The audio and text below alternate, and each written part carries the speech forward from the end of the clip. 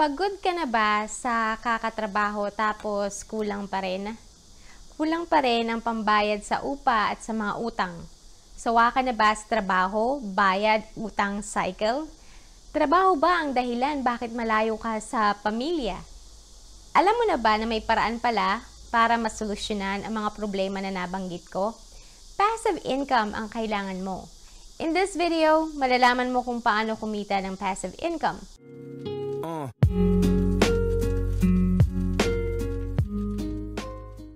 Kung hindi ka pa subscriber, hit mo lang ang notification bell at subscribe button para updated ka sa mga bagong videos natin about business tips and social media tips. Meron ba talaga na paraan para kumita kahit tulog ka? Believe me, kung in 1900 may nagsabi sa iyo niyan, wow, napaka-imposible. Pero ngayon, 2019 na, sure na marami ng paraan kung paano kumita kahit tulog ka. Isa ito sa benefits ng passive income. Paano kung gusto mo palaging malapit sa pamilya mo? Gusto mo na natututukan mo ang pag-aaral ng mga anak mo? Gusto mo na ikaw ang nagluluto para sa kanila? Gusto mo ng more time with family? Passive income can make this happen. Sabi nga ni Warren Buffett, if you don't learn how to make money while you sleep, you will work until you die. Maraming importanteng bagay na gusto mong gawin pero hindi mo magawa kasi wala kang time. Pag may passive income ka, pwede ka magkaroon ng lifestyle na tinatawag kong less work, more freedom. Ano ba ang mga paraan para kumita ka ng passive income? Iisa-isahin natin ito para mas maunawaan nyo. First, advertising income. Ito ang income na galing sa advertising. Halimbawa, may YouTube channel ka na ginawa. Pwede kang mag-apply kay Google AdSense at sabihan mo siya na pwede siyang mag-post ng advertisement sa channel mo. Kung meron kang website at blogger ka, pwede din yan mag-post ka ng mga content dyan at pwede silang mag-post ng advertisement sa website or blog mo. Second, rental income. Ito naman ang income na galing sa pagpaparenta ng mga properties. Gaya ng apartment for rent, video okay for rent, ano pa ba? So, kailangan meron kang medyo malaki na investment sa mga properties na ito. Ito kasi yung mga bagay na hindi kaya ma-afford ng iba or hindi naman nila kailangan palagi. Kung may bagay ka na wala yung iba, pwede mo itong iparenta. Third, interest income.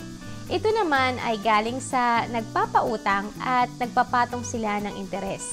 Gaya ng mga Bombay. Naalala ko yung parents ko, palagi silang kinukumbinsin ng Bombay sa amin na umutang. Sabi nung Bombay, uy, utang ka na, 5-6 lang, maliit lang naman ang interest. So, ayaw nila syempre umutang, pero todo convinced si Bombay kasi yun ang business niya. Kikita siya pag umutang ka. Si Bombay may nakukuhang interest income.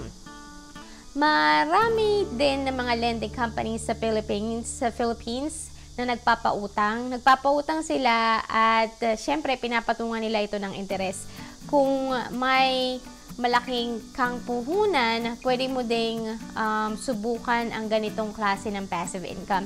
Medyo risky kasi baka hindi magbayad yung pinautang mo. Kaya nga, yung mga big lending companies, gumagawa pa talaga sila ng kontrata at minsan, humihingi pa sila ng collateral. Fourth, dividend income. Ito naman ang income na nakukuha by investing sa company as a shareholder. You can buy shares of stock from those blue chip companies like Meralco, Jollibee at Ayala. Big companies like these reward their stockholders by giving them a portion of the company's profit. Fifth, royalty income. Ito naman ang income na galing sa talent ng isang tao na patented, trademarked, or copyrighted. Gaya ng mga musicians, pag gumawa sila ng kanta, meron silang royalty income isang beses lang ni composer ginawa yung kanta, pero pwede siya kumita paulit-ulit. Isa itong halimbawa ng passive income. Professional photographers, ang authors of books at professional photographers ay pwede din kumita ng royalty income. So, kung sa tingin mo ay expert ka sa isang bagay, pwede kang magkaroon ng passive income based sa talent mo at creations mo. Itong susunod na passive income ang favorite ko at recommended ko sa mga nagsisimula pa lang kasi pwede ka agad magsimula kahit wala kang background about business. Sixth, ito ang affiliate income.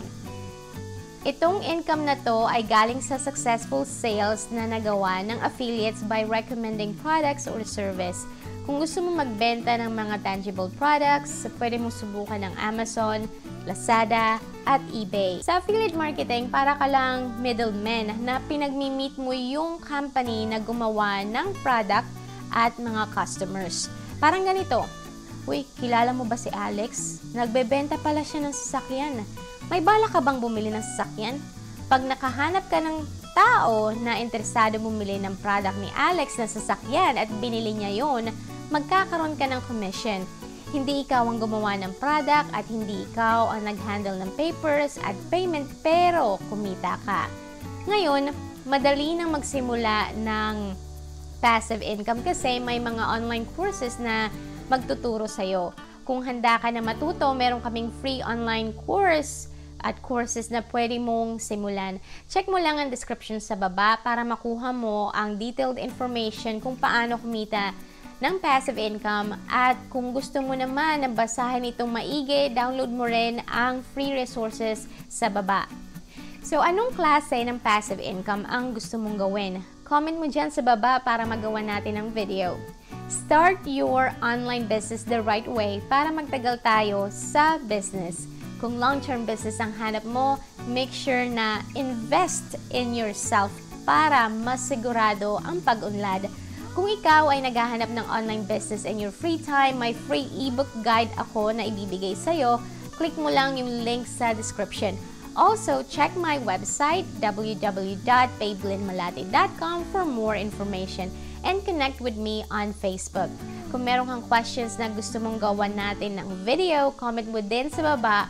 Kung ikaw ang first na mag-comment, bigyan kita ng shoutout sa next video ko. In the meantime, pwede mong panoorin ang iba ko pang mga videos. I talked about business tips, motivational tips, affiliate marketing, social media in general.